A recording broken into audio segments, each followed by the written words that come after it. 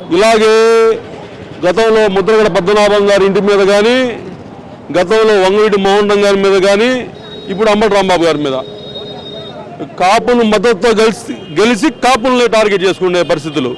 దీనికి deputy CM గారు సమాధానం చెప్పాలా, చంద్రబాబు నాయుడు గారు సమాధానం చెప్పాలా? ఇప్పుడు వైసీపీకి కాపుకులం గుర్తుకొచ్చిందా అని కొంతమంది మాట్లాడుతూ ఉన్నారు. దాని గురించి ఏమంటారు? కావాలని కులాన్ని లాగుతున్నారు అని అంటున్నారు. ఏ పార్టీలో ఉన్నా సరే కులం కులమే. ఈ ఆంధ్రాలో కులం అనేది మెయిన్ పార్ట్, ఈ సమాజంలో మెయిన్ పార్ట్ కులం.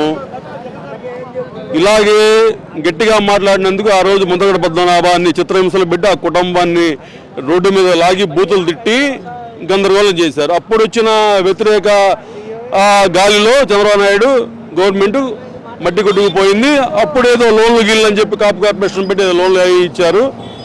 సెకండ్, అక్కడ తోట త్రిమూర్తులు లాంటి వ్యక్తిని, ఇటుగా విజయవాడలో వంగవీటి రాధా అనే వ్యక్తిని కూడా వాడుకొని అతనికి ఏ పదవి ఇవ్వకుండా అతన్ని ఇబ్బంది పెట్టే పరిస్థితులు. గుంటూరులో అంబటి రాంబాబు అనే వ్యక్తి జిల్లా అధ్యక్షుడిగా పశ్చిమ నియోజకవర్గ ఇన్ఛార్జిగా బలంగా పనిచేస్తూ ఉన్నాడు.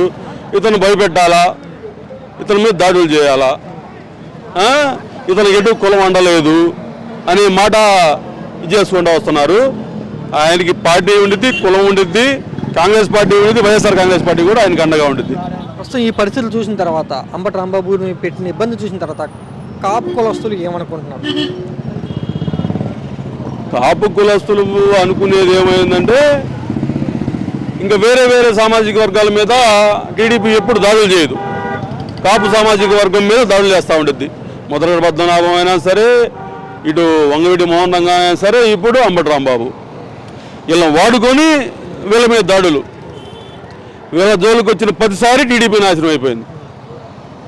ఈ సామాజిక వర్గం జోలికి వచ్చిన ప్రతిసారి ఈ టీడీపీ నాశనం అయిపోయింది.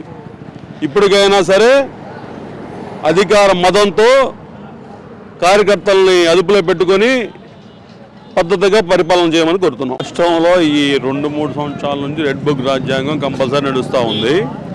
గుంటూరులో అయితే మరింత ఘోరంగా నడుస్తూ ఉంది.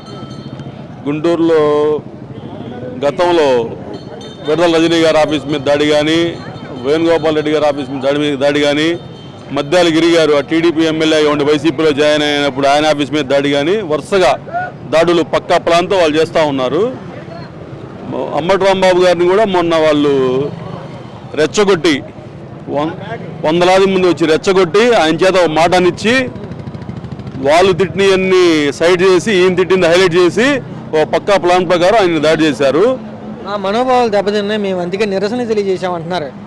వాళ్ళు అక్కడ లేడీస్ కానీ జెంట్స్ కానీ పచ్చి బూతులు తిట్టి, గుడిలోకి వెళ్ళి వచ్చిన వాడిని రెచ్చగొట్టి పచ్చి బూతులు తిట్టి కర్రలో రాడ్లు పట్టుకొని కూర్చొని ఓ ఫ్లెక్సీ కాపలా కాస్తూ, అబద్ధాలతో ఫ్లెక్సీ కట్టి ఆ ఫ్లెక్సీ కాపలా కాస్తూ ఆ గుడి దగ్గర నుంచి బయటకు వచ్చిన ఆయన రెచ్చగొట్టి, బూతులతో రెచ్చగొట్టి ఈయన ఒక మాట అన్నాడని చెప్పేసి గోలగోల చేసి ఎల్లో మీడియాలో ప్రచారం చేసుకొని పక్కా ప్లాన్ ప్రకారం ఆయన ఇంటి మీద దాడి చేశారు.